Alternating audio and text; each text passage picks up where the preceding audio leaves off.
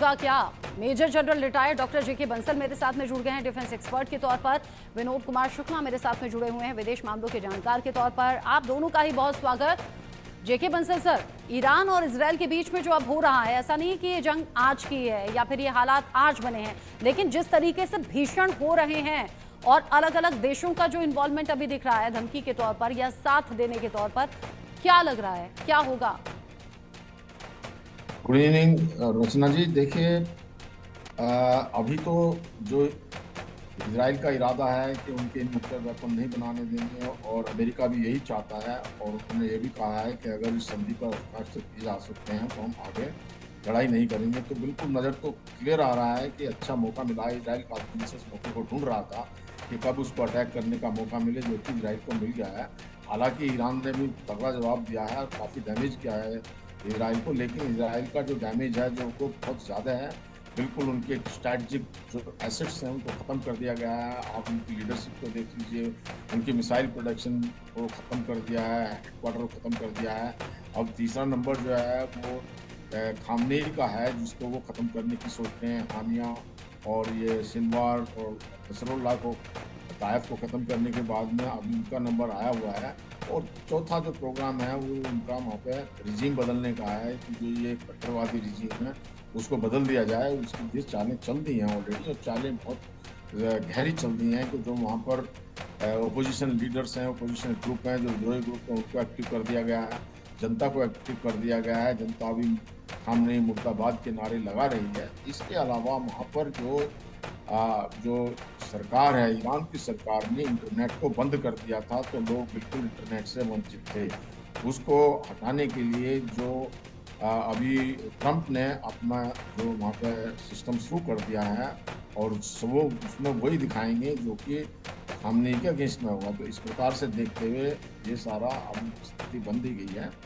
और मैं एक चीज़ और बताना चाहूँगा कि देखिए, ये हिस्ट्री कर रहा है कि जिस भी किसी देश ने न्यूक्लियर वेपन बनाने की कोशिश की है उसको ख़त्म कर दिया गया है। इराक ने बनाने की कोशिश की थी, उसको ख़त्म कर दिया गया था। गद्दाफी ने लीबिया में कोशिश की थी, उसको ख़त्म कर दिया गया।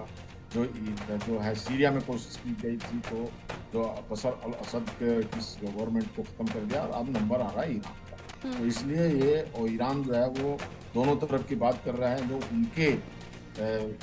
उनके विदेश मंत्री हैं वो कह रहे हैं कि जी हमारे ऊपर हमले ना किए जाएं तो हम आगे बातचीत कर सकते हैं, और जबकि खामनेई कह रहा है कि नहीं, हम तो ख़त्म कर देंगे आपको भी, और धमकी दे रहा है वो यूएस को, यूके, फ्रांस और ब्रिटेन, जर्मनी वगैरह को। तो इनको सबको ये धमकी दी जा रही है, लेकिन ये सब सूखी धमकी है और ईरान जो है कुछ नहीं कर पाएगा। जी, यानी आप कह रहे हैं कि सिर्फ धमकियां हैं, धमकियों के जरिए डराने की कोशिश है, लेकिन सवाल तो ये भी ना कि अगर आप सामने वाले को बर्बाद करेंगे तो बर्बादी आपके दहलीज तक भी आएगी, जो कि दोनों ही देशों में दिखाई दे रही है। ईरान का अगर बड़ा नुकसान हुआ है तो नुकसान इजरायल का भी हुआ है। आप रहिए मेरे साथ में। इस बीच एक बड़ा अपडेट भी है, यहाँ ईरान पर इजरायल ने किया है बहुत बड़ा हमला। तेहरान में IRGC के हेडक्वार्टर पर हमले की खबर है। हमले के बाद में हेडक्वार्टर से धुआं उठता हुआ नजर आया है। इजरायल के हमले से ईरान को भारी नुकसान हुआ है। ईरान भारी नुकसान लगातार झेल रहा है और यहाँ ईरान पर जो हमले हुए हैं वो चुनिंदा जगहों को टारगेट पर लेकर हुए हैं। फिर चाहे वो आप तेल डिपो देख लें, गैस प्लांट देख लें, न्यूक्लियर साइट्स देख लें, या फिर जो सैन्य ठिकाने हैं वो देख लें, हथियार डिपो देख लें, अलग अलग जगह जहां पर हमले किए जा रहे हैं। ईरान को ये बहुत बड़ी चोट है, ये बहुत बड़ा नुकसान है, जिसकी तस्वीरें भी सामने आ रही हैं और इन तस्वीरों को देखकर ये समझा जा सकता है कि ईरान बड़ा नुकसान झेल रहा है।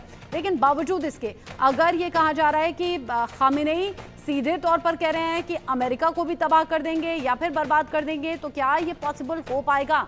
विनोद कुमार शुक्ला जी मेरे साथ में जुड़े हुए हैं। विनोद कुमार शुक्ला जी, हो सकता है कि कुछ बातों में, कुछ मायनों में ईरान इजरायल से आगे हो, लेकिन ये भी तो सच है ना कि जो ताकतवर शक्तिशाली देश हैं वो इजरायल के साथ में हैं। फिर कैसे खामेनेई एक के बाद एक ये धमकियां दे रहे हैं, चेतावनी दे रहे हैं, और उसमें अमेरिका भी शामिल है जिसे कह रहे हैं कि तबाह कर देंगे, बर्बाद कर देंगे? देखिए रचना जी, मुझे लगता है कि ईरान जो है वो इजराइल से सिर्फ इस मामले में आगे है कि वो बड़ा लैंडमास है। इजराइल जो है हरियाणा का लगभग आधा है, मतलब उतना बड़ा देश है, वो हरियाणा का आधा है। तो उस दृष्टि से तो निश्चित तौर पर ईरान बड़ा देश है।